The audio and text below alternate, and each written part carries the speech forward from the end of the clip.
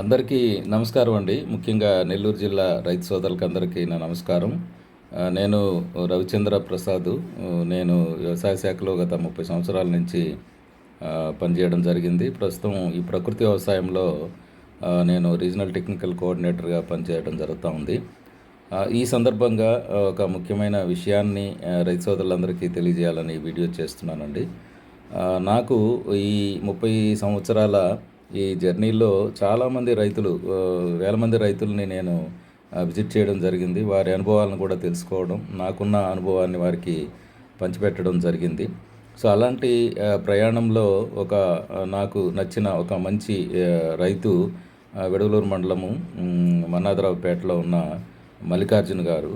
So వీరు నాతో చాలా సహకరించుకుంటూ మేము ఈ ప్రకృతి వ్యవసాయంని తయారు చేసుకుంటున్న పరిస్థితుల్లో నాకు పరిచయం అయ్యారు. ఇప్పుడు ఈ సందర్భంగా నేను ఎందుకు చెప్తున్నానంటే, వారి కుమారుడు హర్ష అని దాదాపు 2021 నుంచి ఈ అబ్బాయి కూడా ఈ ప్రకృతి వ్యవసాయంకి రావడం, గత 5 సంవత్సరాల్లో చాలా చాలా చాలా చాలా ఉన్నత స్థాయికి ఆయన వెళ్ళడం జరిగింది. సో వారికి ఈ 5 సంవత్సరాలు పూర్తయిన సందర్భంగా హర్షకి నేను నా శుభాభినందనలు, ఆశీస్సులు తెలియజేస్తున్నానండి.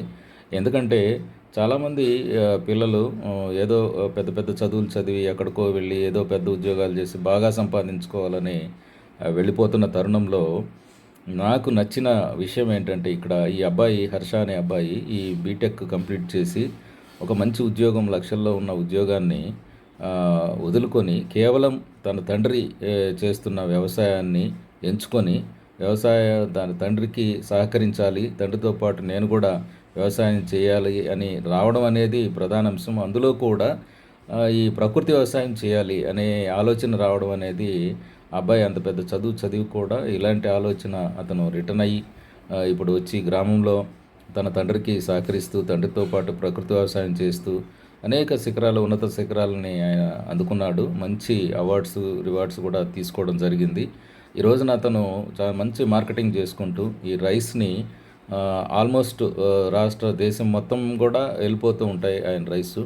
ఎందుకంటే ప్రకృతి వ్యవసాయము చేసి పండించింది కాబట్టి, ఎలాంటి రసాయన ఎరువులు కానీ, పురుగుమందులు కానీ లేకుండా పండించిన ధాన్యాన్ని 10 మంది రైతులకి అతను 10 మంది ప్రజలకి సరఫరా చేస్తున్నాడు. అంటే ఇది చిన్న విషయం కాదండి.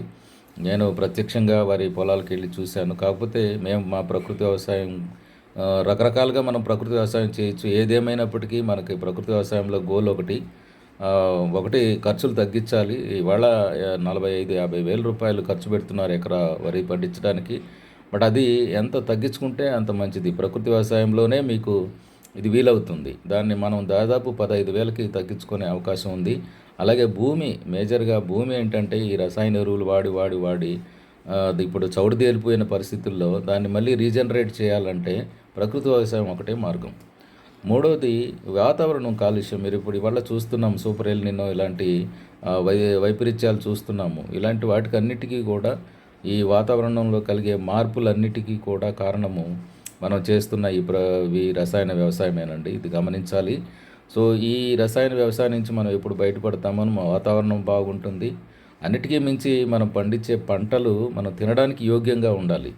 ఏదైతే మనం ఏది పండించినా సరే, బియ్యం కానీ, కూరగాయలు కానీ, పండ్లు కానీ ఏదైనా సరే తినడానికి యోగ్యంగా ఉండాలి. అందులో మొత్తం కెమికల్సే ఉండిపోయి కెమికల్స్ని మనం తిని దాని ద్వారా రకరకాల జబ్బుల్ని లేదా అనారోగ్యాలను తెచ్చుకోవడం అనేది ఈ కాలంలో పరిపాటి అయిపోయింది. కాబట్టి ఎవరైతే ఈ ప్రకృతి వ్యవసాయము చేస్తున్నారో వాళ్ళందరూ కూడా చాలా తృప్తిగా మంచి ఆహారాన్ని తింటూ, చాలా ఆరోగ్యంగా ఉంటూ, వారి భావితరాలకి ఒక మంచిని పంచిపెట్టే పరిస్థితుల్లో జరగడం జరుగుతుంది. కాబట్టి ఈ విధానంలో మొదటి మెట్టుగా మన హర్ష చేస్తున్నారు. కాబట్టి వారికి నా హృదయపూర్వక అభినందనలు తెలియజేస్తున్నాను. వారు ఇంకా మంచి మంచి శిఖరాలకు ఎదగాలి. ఇంకా రాబోయే రోజుల్లో మంచి అవార్డ్స్గా తీసుకోవాలి. ఎందుకంటే రైతులకి ఇదొక రైతు కుటుంబం నుంచి రైతుగా ఒక చదువుకున్న వ్యక్తి వచ్చి మళ్ళీ వ్యవసాయం చేయడం అనేది చాలా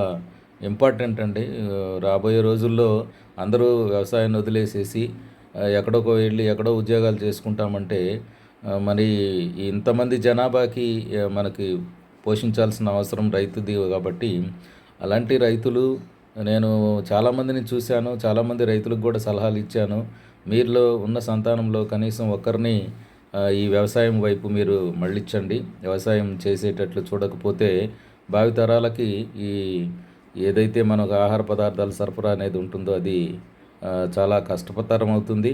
సో, ఎంత సంపాదించినా కోటి విద్యలు కూటి కొరకన్నట్టు మనం 3 వేళ్ళు, 4 వేళ్ళు మన నోట్లోకి వెళ్ళాలంటే రైతన్న వ్యక్తి ఆ పరంపరని కంటిన్యూ చేయాలి. అందుకోసం అని చెప్పి అందులో నేను చెప్పే ఈ ఎపిసోడ్‌లో మేజర్‌గా నేను అబ్జర్వ్ చేసింది, ఒక రైతు తన బిడ్డని, ఇద్దరు బిడ్డలున్నారు.